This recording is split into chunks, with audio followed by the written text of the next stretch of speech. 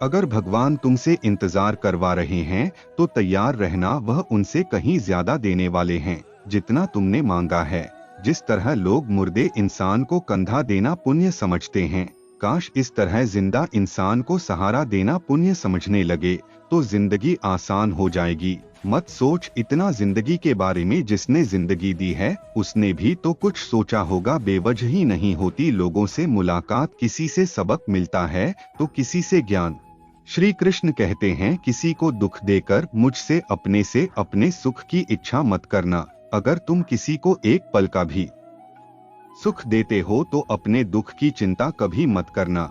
जब दर्द और कड़वी बोली दोनों सहन होने लगे तो समझ लेना जीना आ गया है। कौन क्या कर रहा है, कैसे कर रहा है, क्यों कर रहा है, इन सब से आप जितना दूर रहेंगे उतना ही खुश रहेंगे। हंसते रहो तो दुनिया साथ है, वरना आंसुओं को तो आंखों में भी जगह नहीं मिलती। जीवन जो होता है वह किसी वजह से होता है, या तो वह आपको कुछ बनाकर जाता है या फिर कुछ सीखकर। कटना पीसना और अंतिम समय तक निचोड़े जाना गन्ने से बेहतर कौन जानता है कि मीठा होने का नुकसान कितना होता है। जब कोई दिल दुखाए तो सबसे बेहतर है कि हम चुप हो जाएं, क्योंकि जिन्हें हम जवाब नहीं देते उन्हें फिर वक्त जवाब देता है।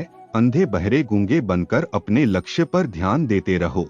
यहाँ इतने खाली लोग हैं कि ना खुद कुछ करेंगे और न करने वालों को कुछ करने देंगे, और उनका मनोबल भी तोड़ देंगे। लोग जरा सी बात पर आपको छोड़ देते हैं और भगवान जरा सी प्रार्थना से आपको थाम लेते हैं। कर्मों से डरिए, ईश्वर से नहीं। ईश्वर तो माफ कर देता है मगर कर्म नहीं। यह अटल सत्य है कि जैसे बछड़ा 100 गायों में अपनी माँ को ढूंढ लेता है, उसी प्रकार कर्म अपने कर्ता को आज नहीं तो कल ढूंढ ही लेता है।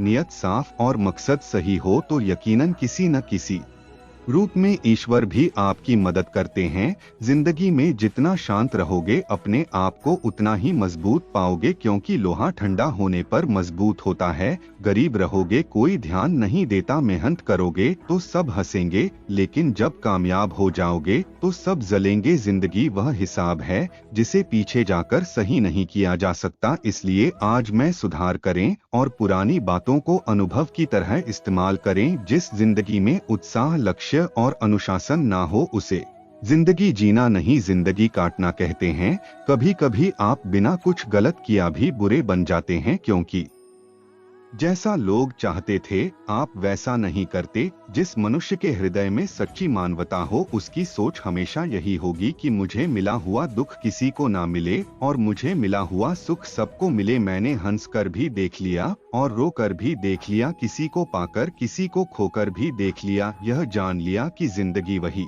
जी सकता है जिसने अकेले जीना सीख लिया। जिंदगी बहुत कुछ सिखाती है, थोड़ा रुलाती है, थोड़ा हंसाती है। खुद से ज्यादा किसी पर भरोसा मत करना, क्योंकि अंधेरे में तो परछाई भी साथ छोड़ देती है। अगर कोई आपको सच्चा प्यार करता है तो वह आपको समय जरूर देगा, आपकी हर स्थिति में साथ देगा, हमेशा आपके लिए समर्पित रहेगा। क्योंकि सच्चा प्यार एक दूसरे की खुशियाँ चाहेगा, आंखों में पानी नहीं। लोहे को कोई नष्ट नहीं कर सकता, बस उसका जंग उसे नष्ट कर सकता है। इसी तरह आदमी को कोई और नहीं बल्कि उसकी सोच ही नष्ट कर सकती है। इसलिए सोच अच्छी रखो, फल अच्छा ही होगा। इतना कमजोर मत बनो कि कोई भी आपको तोड़ सके, बल्कि इतना मजबूत बनो कि आपको तोड़ने वाला खुद ही टूट जाए। दर्द आपको मजबूत बनाता है, डर आपको बहादुर बनता है, अनुभव आपको सिखा देता है। जिस दिन हम समझ जाएंगे कि सामने वाला गलत नहीं, सिर्फ आपकी सोच हमसे अलग है, उस दिन जीवन में सब दुख दूर हो जाएंगे। क्यों रोते हो मन का न होने पर? जो लिखा है वही होकर रहेगा। एक रास्ता बंद करने से पहले भगवान 10 रास्ते खोल देते हैं। गर्मी के मौसम में पत्ते सूखने के बाद भी पंछी घोंसला नहीं छोड़ते, क्योंकि वह जानते हैं फिर से बरसात आएगी और पेड़ पर नए पत्ते आएंगे। जो हुआ उसे भूलकर नई शुरुआत करो और याद रखो जिसका कोई नहीं होता उसका भगवान होता है। मतलब से जुड़े रिश्ते मतलब तक साथ देते हैं, लेकिन दिल से जुड़े रिश्ते आखिरी सांस तक निभाते हैं। अच्छा काम करते रहो, चाहे कोई सम्मान करें या ना करें। यूं कि सूर्योदय तब भी होता है जब करोड़ों लोग सोए रहते हैं। दुनिया में हर एक काम आसान है, केवल अंदर से आवाज आनी चाहिए। हमेशा मेहनत और उसे परमात्मा पर विश्वास रखना इस सफलता का सूत्र है। जीवन में सबसे बड़ी गलती वह है जी गलती से हम कुछ सीख नहीं पाते। जो व्यक्ति अपने मन को काबू में कर सकता है वह जिंदगी में कुछ भी कर सकता है। इंसान की अच्छाइयों पर सब खामोश रहते हैं, लेकिन चर्चा अगर बुराई पर हो तो गूंगे भी बोल पड़ते हैं।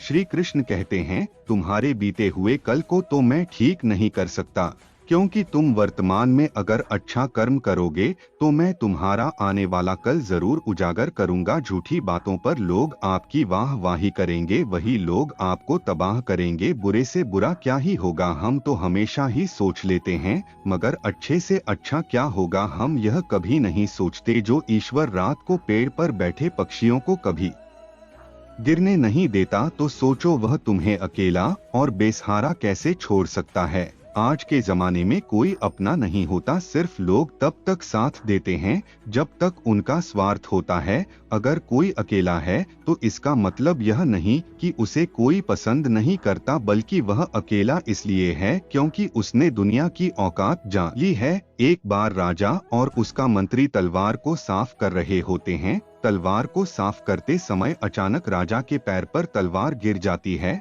और राजा के पैर की उंगलियां कट जाती है। उस राजा को उंगली काटने के कारण बहुत ही तकलीफ हो रही थी, बहुत ही दर्द हो रहा था, लेकिन उसका मंत्री कहता है, शांत रहिए महाराज, जो कुछ भी होता है अच्छे के लिए होता है। राजा को यह बात सुनकर गुस्सा आ जाता है। वह मंत्री से कहता है कि मेरी उंगली टूट गई और तुम कह रहे हो अच्छे के लिए हुआ। वह मंत्री राजा को समझाने की कोशिश करता है, पर वह नहीं मानता और बिना सुने गुस्से के कारण मंत्री को काल कोठरी में बंद करने का आदेश दे देता है। पर मंत्री को इस बात का कोई दुख नहीं था, क्योंकि उसका अभी भी यही कहना था कि जो होता है अच्छे के लिए होता है। वह अपनी खुशी से ही अपने आप को सैनिक के हवाले कर देता है। राजा इस बात को सुनकर चौंक जाता है, सोचता है कि मेरा मंत्री कितना मूर्ख था। उसे लग रहा था कि मैंने उसे अच्छाई के लिए कैद कर दिया। इस घटना के 3 महीने बीत जाते हैं। एक दिन राजा अपने सैनिकों को लेकर शिकार करने के लिए जंगल में जाता है। राजा को एक हिरन दिखता है। हिरन का पीछा करते करते राजा घने जंगलों में चला जाता है। वह हिरन को पकड़ नहीं पाता और जंगलों में खो जाता है। वह बाहर आने के लिए रास्ता ढूंढता है, लेकिन रास्ता उसे नहीं मिलता। तभी कुछ आदिवासी लोग उसे घेर लेते हैं। उन लोगों को पता नहीं था कि वह राजा है। वह लोग अपने देवता को बलि चढ़ाने के लिए एक इंसान को ढूंढ रहे थे। आदिवासी लोग राजा को पकड़कर अपने इलाके में ले जाते हैं। राजा उनको बार बार समझाने की कोशिश करते हैं, लेकिन वह लोग कुछ भी नहीं समझ रहे थे। वह लोग खुशी से नाचते हैं और राजा को नहलाकर बलि चढ़ाने के लिए उनको कपड़ा पहनाते हैं। अब राजा को लगता है कि वह मरने वाला है। जब आदिवासी लोगों का मुखिया राजा को मारने जाता है, तब देखता है कि राजा के पैर की उंगली कट चुकी है। इसको देखकर उसका मुखिया कहता है कि इंसान के बलि नहीं दी जा सकती, क्योंकि यह इंसान पूरा नहीं है, एक अंग कटा हुआ है, और उनके भगवान को एक पूरे इंसान की बलि ही दी जा सकती है। अगर ऐसे इंसान की बलि दी जाए जिसका अंग पहले से कटा हुआ है, तो उनके देवता खुश होने की जगह नाराज हो जाएंगे। फिर वह लोग राजा को छोड़ देते हैं। राजा खुशी खुशी अपने महल चला जाता है और सोचता है, अगर मेरी उंगली उस दिन ना कटी होती तो आज मेरी मौत हो जाती। इसका मतलब मंत्री सही कह रहा था, जो कुछ होता है अच्छे के लिए होता है। फिर राजा अपने सैनिकों को आदेश देता है कि जल्दी से जाकर मंत्री को रिहा किया जाए। फिर राजा मंत्री को अपना पद वापस देते हैं और पूछते हैं, मंत्री उसे दिन मेरी उंगली कट गई, मेरे लिए अच्छा हुआ, मैं मान गया, लेकिन तुम जेल में हो, इससे तुम्हारा क्या अच्छा हुआ? मंत्री खुशी खुशी राजा से कहता है, महाराज आप शिकार के लिए जाते तो आपके साथ मुझे भी आना पड़ता, और अगर मैं आपके साथ जाता तो लोग मुझे मार देते। मंत्री की बात सुनकर राजा को समझ आता है कि जो भी हमारे जीवन में होता है वह अच्छे के लिए होता है। अगर हम अपने जीवन में देखें तो हमारे जीवन में भी कुछ मुश्किलें आती है।